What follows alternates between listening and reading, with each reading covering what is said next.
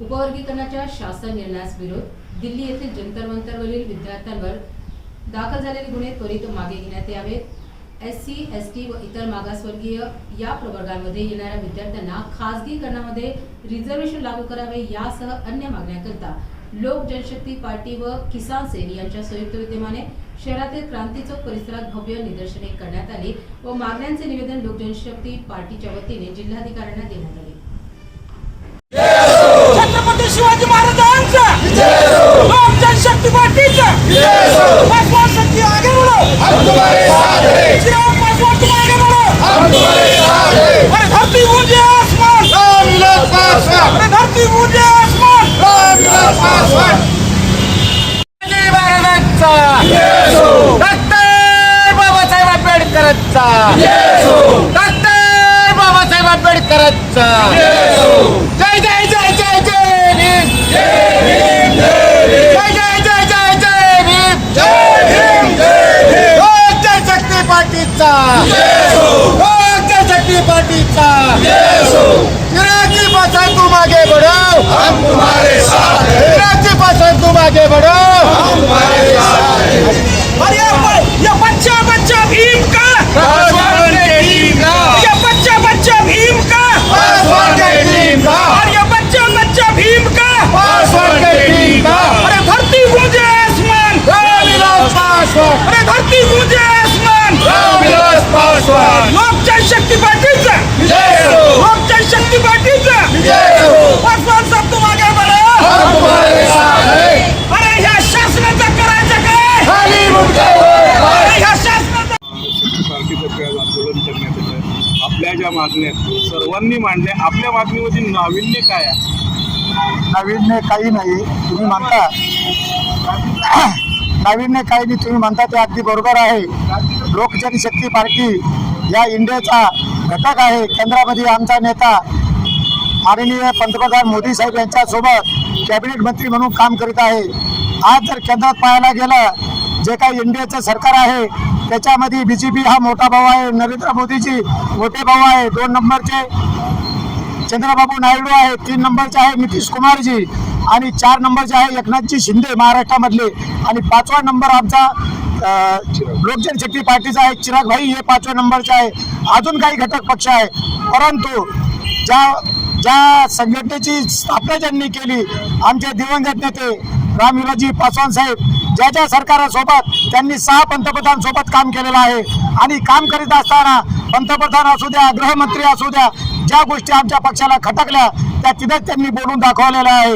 आज आम्ही दलित आहोत, आमचा पक्ष हा सर्व पक्ष आहे, कुठल्याही समाजाचा भेदभाव करत नाही, हिंदू असन मुस्लिम असन सगळे काही असते। राहिला महाराष्ट्राचा विषय, महाराष्ट्रात पहिलं लागली लढाई लागली ती लागली म्हणजे मराठा समाज आणि OBC समाज, त्याच्यानंतर OBC समाज आणि आदिवासी समाज, आता लागली मातंग बंधू आणि बौद्ध बंधू। मला एकच म्हणायचं आहे महाराष्ट्र शासनाला की देवाभाऊ हे खूप अभ्यासू व्यक्तिमत्व आहे, देवाभाऊ हे खूप गुणकारी आणि चांगलं सक्षम नेतृत्व आहे।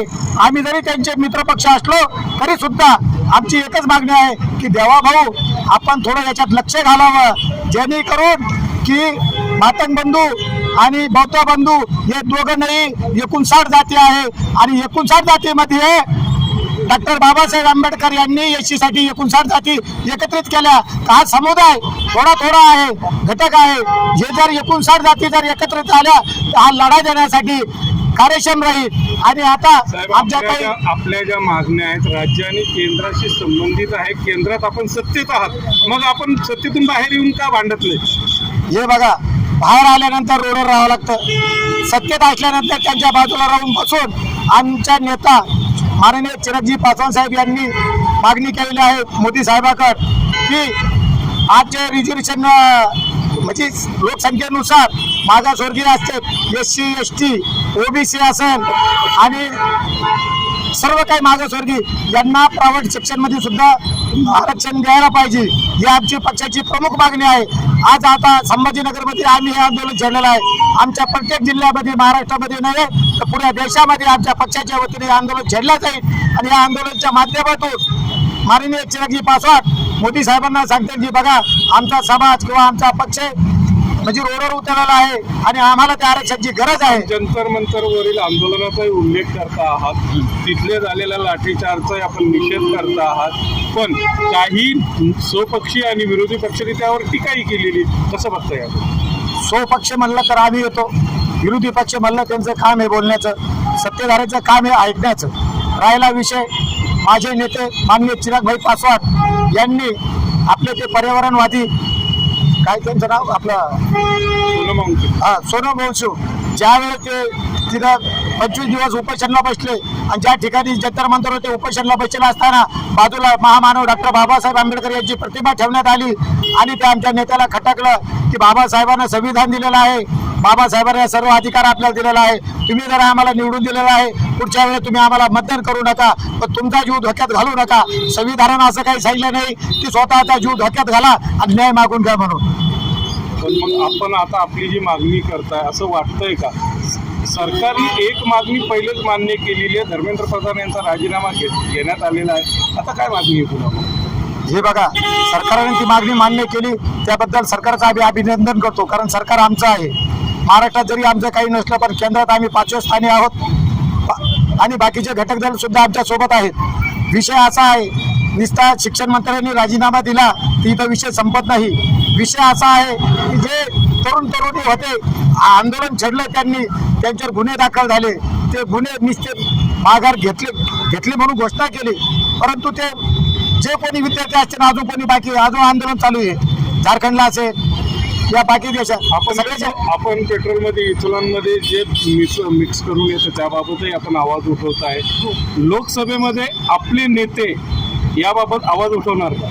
हे बघा, आमचे नेते माननीय चिरागजी पासवान, आमचे खासदार आहेत 5, आमचे खासदार हे 5. आमची विनंती राहील आमच्या नेत्यांना की सर्वसामान्य माणसाला या इथेनॉल पेट्रोलमुळे काय त्रास झाला होतो. एखाद्याच्या विद्यार्थी शाळा सोडायच्या असतात, तिथं गाडी बंद पडती, एखाद्याचा परिवार सोबत असतो, एखाद्याच्या वयोवृद्ध लोक असतात किंवा पत्नी असती, तर आडमर्गी गाडी ती बंद पडती. आमची ही मागणी रास्तच आहे आणि आम्ही ती लावून धरणारच आहे. जोपर्यंत ती मागणी मान्य होत नाही ती आमचं आंदोलन थांबणार नाही. आपलं नाव? माझं नाव विलास सुगदार, मी जिल्हाध्यक्ष म्हणून काम करतो, छत्रपती संभाजीनगर, महाराष्ट्र.